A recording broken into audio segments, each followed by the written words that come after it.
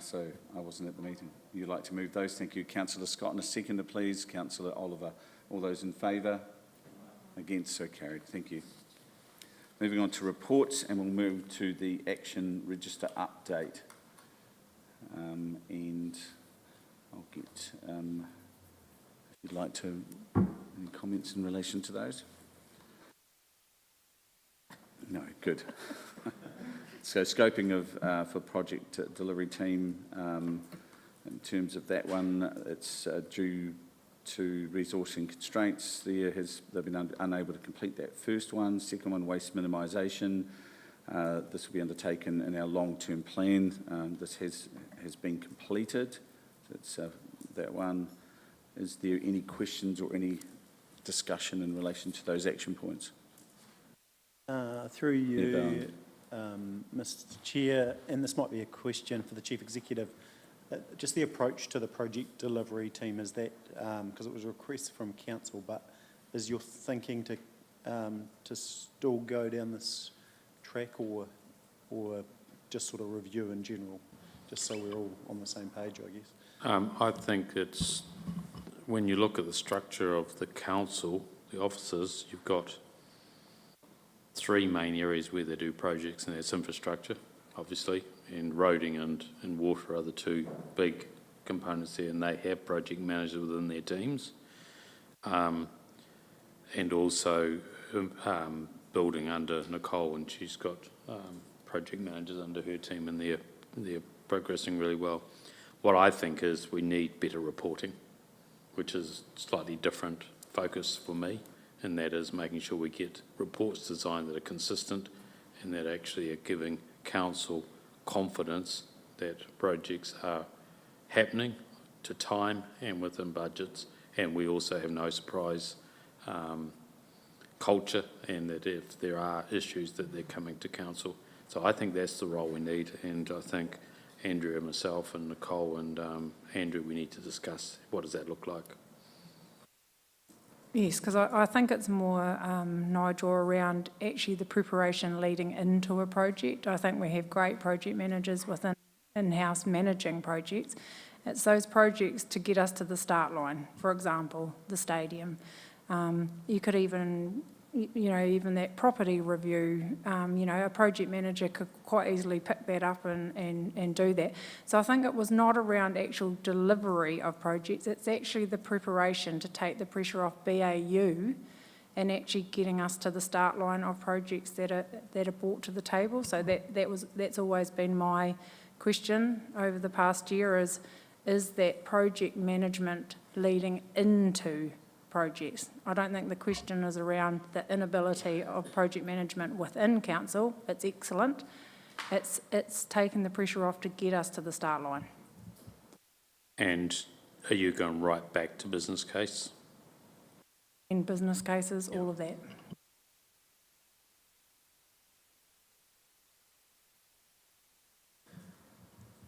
Yeah, no, no, that's right. Yeah, so my question, just in regard to this being on the actions register, is it still open? Do we need further update? What's your thinking on this? It's obviously a key one that we've discussed in, a lot. And I'm happy to be part of a conversation with CEO, on that vision. I think as a council, we're all on the same page as councillors, so happy to be involved in that shaping of it as the new CE. Okay, we'll bring a paper back to the committee in 6 weeks' time.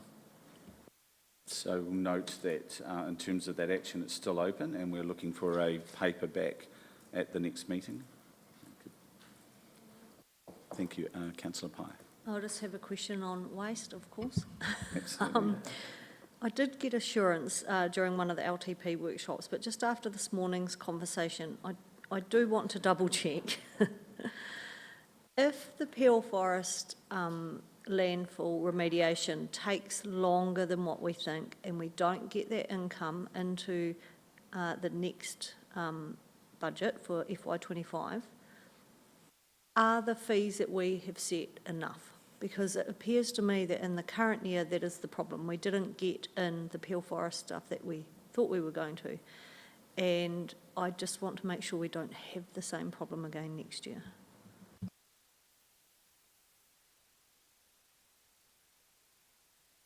Thank you, Mr Dixon.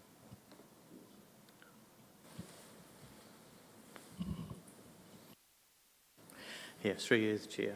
So Peel Forest Landfill, the revenue was included in this year's budget, yeah, and is likely to be deferred, given that we still need to go through a bit of work with external funding and also resource consent. So the next year's budget doesn't include, I guess, that income as such. So yeah, we've based it on a business as usual model, and we are confident that it will cover the cost. So any extra revenue coming in from Peel Forest will be literally extra. We're not relying on it. No. That is good to hear, thank you. Good discussion, thank you. Any further questions? So with that amendment in there, I'd like someone to move that we note and receive that paper for the actions register. Councillor Shannon and thank you, Mr Mayor Bowen. All those in favour? Against, so carried. Moving to item 8.2, financial report for the summary of financial results for the 31st of January 2024. And Andrea, if you'd like to give us a update. So we've talked about the forecast for the remainder of the year during multiple long-term plans. There will be another reforecast in the next quarter, which we'll bring to the council meeting following that, which will have an update of where we're heading. So just another thing to note, yesterday we borrowed $15 million to cover the capital expenditure that's going on at the moment.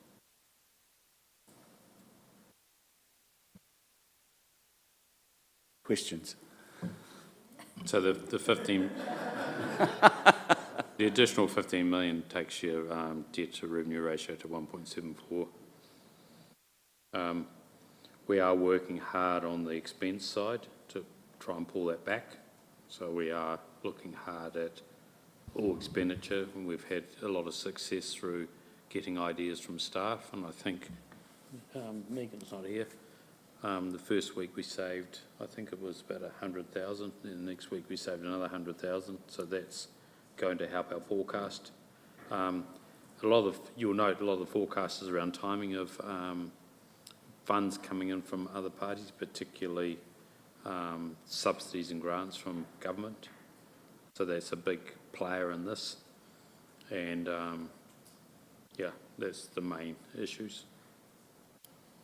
Obviously, on the expense side, we're trying hard to bring the other expenses back in, and also financing costs are over. So those two things combined are creating that issue. I did say we would bring the financial reports to each standing committee, but what we found was there's not a direct correlation between all of these, whatever we call them. What do we call these things? Sorry? The group of activities. The groups of activities and the committees. So if we're going to do that, we're going to have to redo these reports and group them together. And some areas cross two different group managers, so we're going to have to work that through. That is the main issue there. On the corporate activities, I also wonder if there's stuff in there that possibly belong in those group activities as well. So we'll be talking that through as well. Thank you. Mayor Bowen. Look, just to that last point, I'm comfortable that they still just report back through to commercial and strategy. You know, in an ideal world, but there's some challenges with the accounting system. I think as long as, you know, we've got oversight, that's the key thing as opposed to where they go. Yeah. Could we not have them at both though? Because in the past we've had them at both commercial and strategy and council, and then it looks like we don't have questions at council meetings. And so I just, yeah, I've never understood why we have them at both committee level and council level. I guess the plan is essentially that council get the quarterly type reporting, which is essentially, so March, for example, wouldn't necessarily go to commercial and strategy because it would go to council.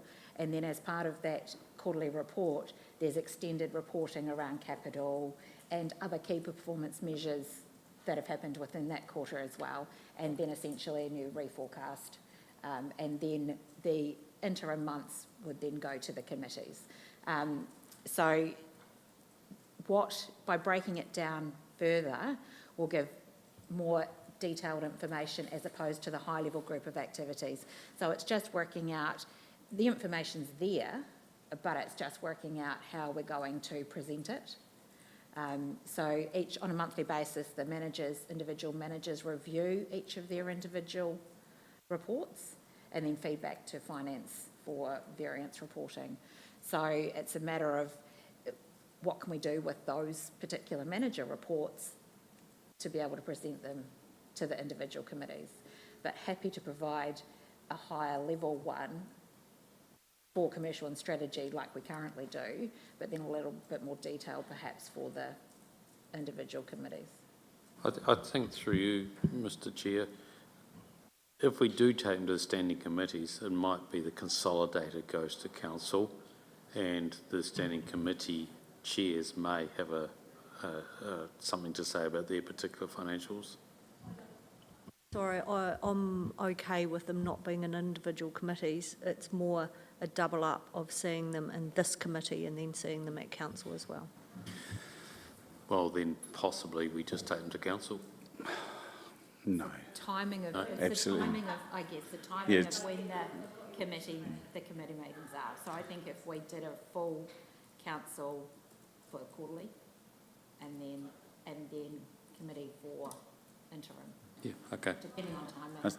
So in terms of this meeting, this particular forum underpins every aspect of the organisation. So that's why it's always last, it's staged last, because there's so many things that potentially will to be raised in this and moved for a motion. There are issues with timing around the finances and when they go, and yes, there is a lot of discussion in here, but now that we're live streamed, that discussion is definitely out there, and sometimes it does seem like outside of this in a council meeting that we're ratifying stuff that people would think there would be discussion on, and we are significantly analysing at the moment because it's LTP. Outside of that period, sometimes there's very little or no discussion. Yes, indeed. So I just have a couple of questions, as normal. In the forecast at number 3, the operating surplus or deficit, as it may be, of close to 13 million, and this was raised at Audit and Risk the other day. So my understanding is what happened last year is towards the end of the year, we added all the assets for the year and then calculated depreciation, and that created quite a difference.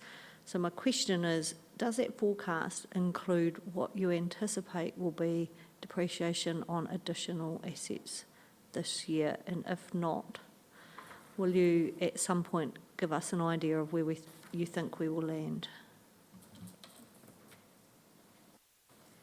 So the forecast includes some of that, because we've forecasted $34 million on the whole of council page, but there is more work being done around the assets and the depreciation.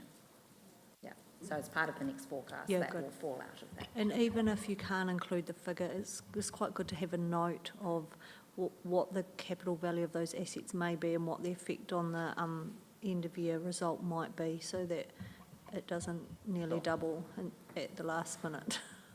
Yep. Carry on. Carry on. On that table at number 6, I wasn't convinced that it says that the table outlines the available funds once unguaranteed revenue has been deducted, and I wasn't convinced about that because it's actually just our forecasted revenue.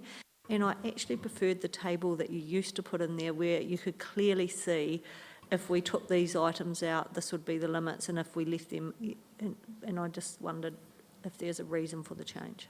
So it was almost a little bit redundant because we had already taken those out of the 115 million. So, but we can put it back in and outline the difference between what we'd originally budgeted versus what we're forecasting. Just felt the old table had kind of more options, because I know there's the theatre one, which you've obviously taken out of this to get to the 115, but there must be other one-off grants that we get throughout the year that we may not get the following year that's included in that 115, and I felt like the previous table explained that better, or if, for example, if we suddenly lost our 50% Waka Kotahi funding, this is what our headroom's going to be. Chances of that are slim, I would think, but yeah. I guess for this financial year, we've taken into consideration what we should receive to get to the 115. So unless there's something that changes in the next 3 to 4 months, then it shouldn't change too much. But we can revisit the table. Yeah. You, Mr Chair, if you look at the actuals, if we received all our subsidies and grants, and typically they relate to capital generally, and if our interest expense was on budget, we would be breaking even. So they're the two that are really affecting us the most. Sure, personnel costs are over, and there are some one-offs in there, but the others in the revenue are offset by the increased revenue. So we're actually travelling relatively okay. I think that 115 will change, depending on some decisions that will be coming to council.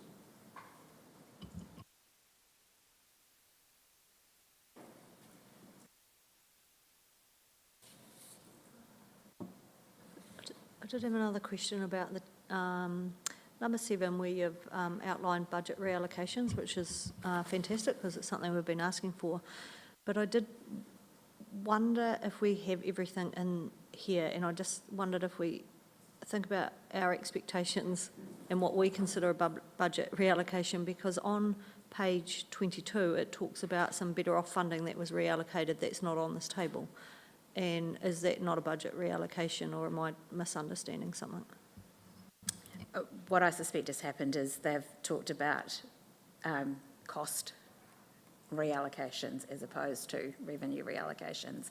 This is the list that Finance have had so far, but now that we're getting to the sort of towards the end of the financial year, I suspect they'll be looking at their budgets and thinking, oh my goodness, we're getting close, what do we need to do? So it's typically the last quarter where we may find a lot more reallocations are required.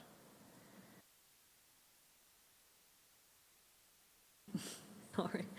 How hard is it to put the forecast column in the breakdown? Because I found that forecasted column in the overall picture really useful, but when you come down to have a look at the various activity groups, but is that really difficult? And so the original forecast the forecast that we have in here was done at quite a high level through various meetings that we've had. Yeah.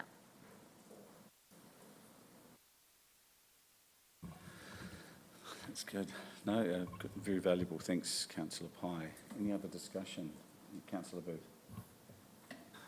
I guess I'm obviously concerned about the forecasting, and obviously we've now got compared to our full year budget and the forecast, there's now a variance of almost $19 million, which is almost 10% of our budget, which is not really good. I mean, I think that our forecasts, I mean, obviously they've sharpened up, and we have been, unfortunately, been over-optimistic in our income and underestimating our expenses, and that seems to have been a pattern. And I am concerned that should not continue, and I hope that is not reflected, obviously, in our long-term plan. Is that your question, Councillor Booth? Well, that this not be reflected? Okay. I'm probably just making it. I'm saying that Yeah. I'm concerned that we'd be $19 million out. You raise a very good point, but at the end of the day, I suppose when we want to re-educate ourselves around standing orders, and we've let ourselves go quite considerably. If you've got Well, a question. can that you management reassure me that those numbers that we Good are question. considering now are actually going to be real? Thank you. I agree with your concern, because I think that we sometimes are a little overzealous on our revenue, and there's one particular line, subsidies and grants. Those subsidies and grants are available, but we've just got to make sure we're on track at getting the work done to claim them, and they do relate to capital. On the expense side, there will potentially be some movement, so such as we're up for a negotiation with our union members, so that may or may not create some variance there. Depreciation should be fine.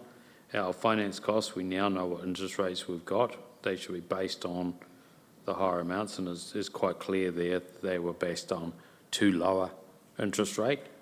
And we are working hard to pull those other expenses back, and interestingly enough, that is the one that is going to be under budget. So we are pulling that back. So as we have worked as hard to get a budget for next year that is real, however, there potentially could be some movement during the year. And I would anticipate it won't be to that level that we're seeing here. Just a further question to the money we borrowed. What was the rate? Just a moment, I wrote that down just for you. So we've got 7.5 million floating till the 15th of May 2028, and that's based on the 90-day bank bill rate plus 74 basis points. And the other 7.5 million we've fixed until the 20th of April 2029 at a rate of 5.236. So 6.25 for the first amount. Yep, so it changes every quarter. Yep. That's fine. Okay, if I could go to page, let's see, page 22. Page 22. I'm just really looking at all the red ink, and I've sort of note, like people in digital, we seem to keep on allowing big numbers that seem to get away on us. Why is that so difficult to forecast what they actually require? I think that's probably the first question. There's a $2 million unfavourable here, variance as a result of the last restructure. That number just keeps on growing. December 21 was 1.7. Why is that? Also, again, down in other expenses, you've got IT services computer cost budget, 327,000 unfavourable. That, again, seems to be out of control and just continuing. We know it's happening, but what can we do to stop it? So if we look at the personnel costs, we're in this particular page, we're over $1 million.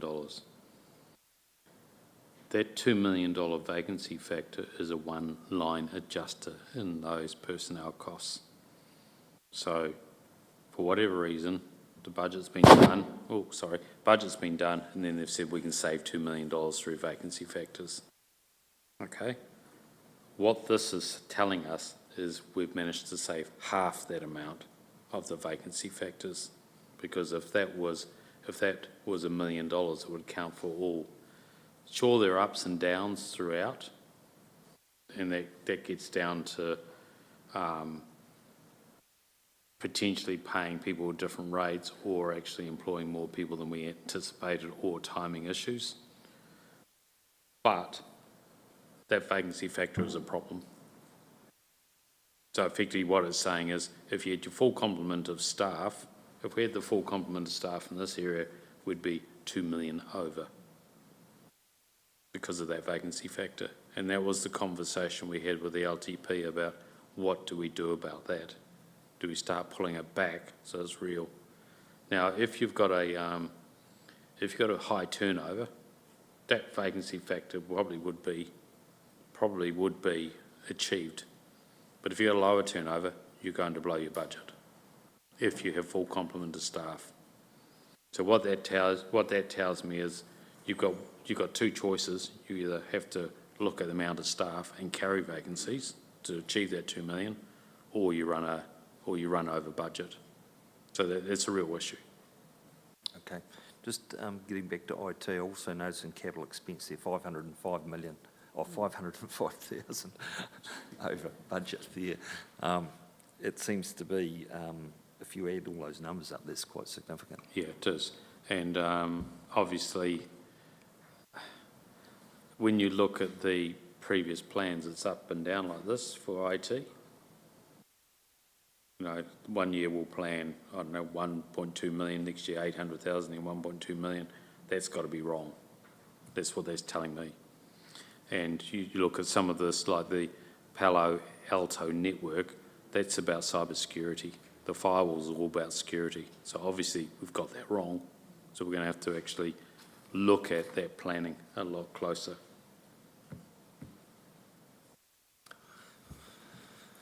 Yeah. Go to We're also going to be reviewing our delegations to try and prevent this. At the moment, the delegations are such that various different managers can just approve these things.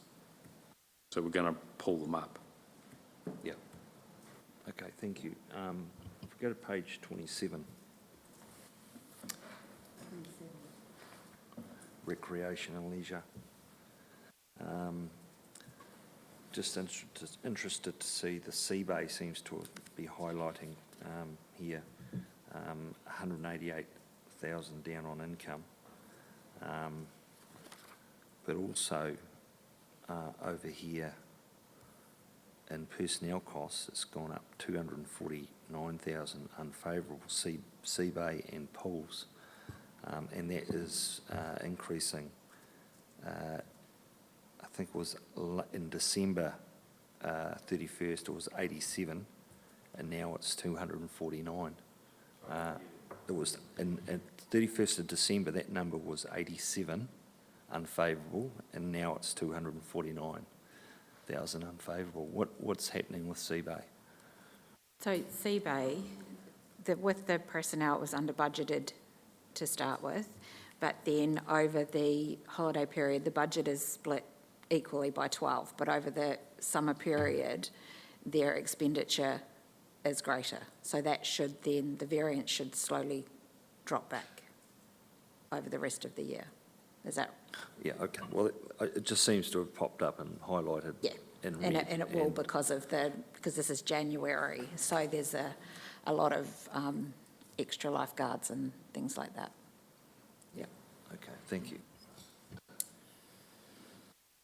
Thank you, and I apologise, Councillor Booth, for putting you on the spot there around questioning, but it's probably something that we just need to be a bit more alive to, and once you get into the hang of asking questions, it's fantastic. And they are important, so I'm not taking that away from you at all. It's just in terms of that budgeting, it's a very good point. I mean, that's something that we should be alive to because it happens every year that we're loaded through the summer as opposed to annualising it and keeping it smooth, potentially, you know, recognising that big lump through the middle there, and so that it actually evens out and makes it look better. Yeah. So we need to phase. Phase it, thank you. Mayor Bowen. Thanks. Sorry, two questions. First one is in other expenses around parks, ground maintenance and parks building maintenance. One's favourable, one's unfavourable, but parks building maintenance, what does that refer to exactly in regard to 344 unfavourable? Oh, sorry, my apologies, on page 28, so it sits in other expenses. So the question is, what does the 344 relate to?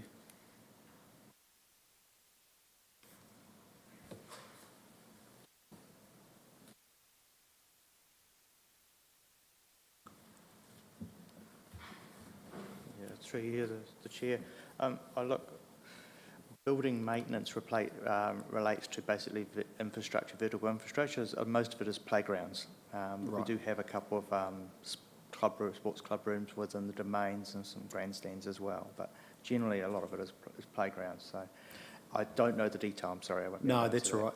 So lends to my second question, which was, and I will keep this to a question, probably one for the CE, but can we, and you touched on delegations, but make sure that accountability for budgets is in KPIs for individuals? Yep. That was a question. Sure will be. But the interesting thing about their parks is you take those three together, they're actually neutral. So there's obviously some offsetting going on.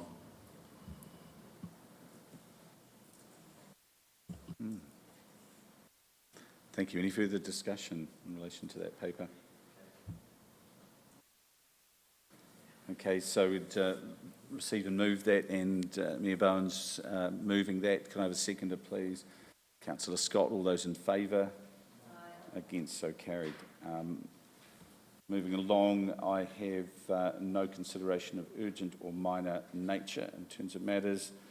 I have no public forum continuation, and so I'd like to move exclusion of the public. Councillor Jackson and Mayor Bowen, all those in favour? So moved. So